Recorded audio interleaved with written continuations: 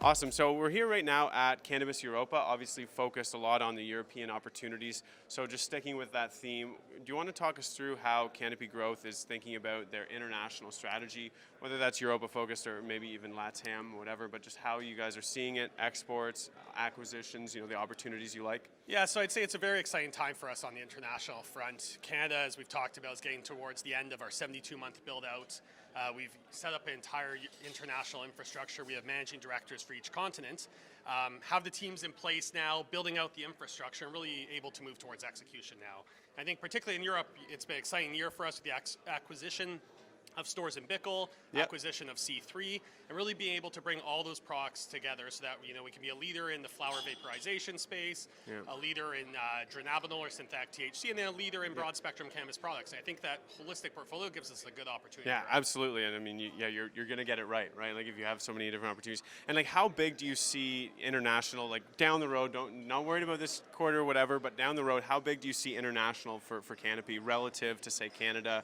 Obviously, acreage is there, but... Yeah, so I think the rule of thumb in terms of the long term is 1% of the population. So if you look at Canada, we have a population of 30 million people. Yeah. 35 million people. There's about 350,000 patients currently in the medical cannabis system. Yeah. So we look internationally, look at a country like Germany. Yeah. There's 83 million people or so. You should expect to get to around 800,000 patients. You look at Europe as a continent, you're looking at 750 million people, so you can do the math. Yeah. But I think a huge opportunity with Europe in the future, and I think the approach we've taken in Canada, being able to leverage those learnings, leverage the destigmatization we've done with physicians, For sure. and take all of that to Europe and apply those best practices will be of great advantage. Excellent. And so obviously October 17th passed not too long ago, legalization 2.0. What are you guys most excited for coming this December and January? What products are out there, and how do you see that maybe potentially driving sales? Yeah, so we have over 50 new SKUs coming to market over the next 12 months, and I think everyone knows our most exciting for us is the beverage front. Okay, yeah, of course.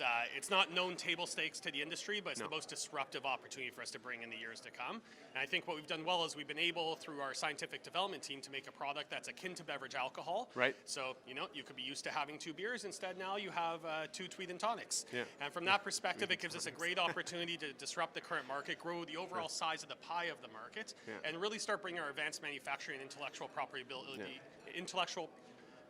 abilities to market, and really For start sure. dominating from that perspective. And I think as we move toward that end of the value chain, it's a great opportunity for our investors. Excellent. And now just playing devil's advocate a little bit, there's always pushback on the beverage side of things. So what do you guys see, you look at mature markets, beverages in the US aren't necessarily dominating. So what do you guys see that you think you can change that, or that Canada might be different? Is it just the IP? Yeah, or? so it's a great observation. I think there's a few parts. One, in the United States, they tend to be very strong beverages. Okay. Maybe super exciting Sure, for a 20-year-old, but not for the mass market. Okay, cool. It also leads to bad customer experiences. Everyone knows someone that's had a brownie that had a little too much. If all your beverages have way too much, that's the outcome you're going to have, right? I think the second part is it needs to taste good.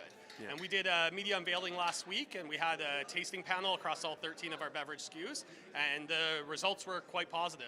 People being able to have a sparkling water that has a touch of, lime and cucumber is a very different appeal to a lot of the beverages you see in the United States. And I think the third important part is the IP around making it akin to beverage alcohol. It's really a market for new people to the space. Our research shows 80% of people new to cannabis are open to trying a beverage. And so having something where you can titrate your dose, where it has the same onset effect akin to beverage alcohol and same length of duration, so you know what to expect. You can have one, see how you feel, and decide if you have 2 or 3. And the hope is in 5 years from now, you're going to a backyard party in Canada, and some people have a beer, and other people are having Tweed and Tonics. I mean, hopefully you can do it at a restaurant or a lounge at some point too, right? I mean, that's not where it is right now, but I think that's where a lot of people would like to see it. Now, one of the things recent, Afria, the Double Diamond license came through. You're starting to hear concerns and talk about, oversupply issues in Canada. How are you guys thinking about that? You're one of the largest scale cultivators. I mean, you guys have no issues on the liquidity side that a lot of other people do. So, what are you guys thinking about that? Yeah, so we're really focused on having a strong balance sheet that sets us up to really take advantage of the situation where we are. Yeah. When legalization launched, we launched with about 1/3 market share, and being able to maintain that through and bring these new products to market is a great advantage.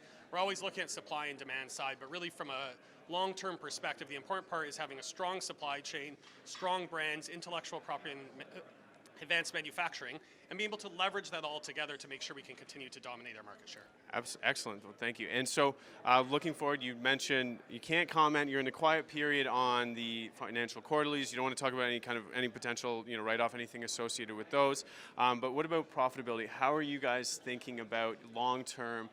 Any guidelines or any kind of dates in mind for that, or any key milestones you'll say, we're really moving on the right track? Yeah, so I think tune in on November 14th, 8:30 a.m. to our quarterly conference call, and more than happy to discuss our financials then. Excellent, awesome. Well, thank you very much, Rade. Thanks I appreciate so much for the time. having me. I really appreciate it. Have a fantastic day.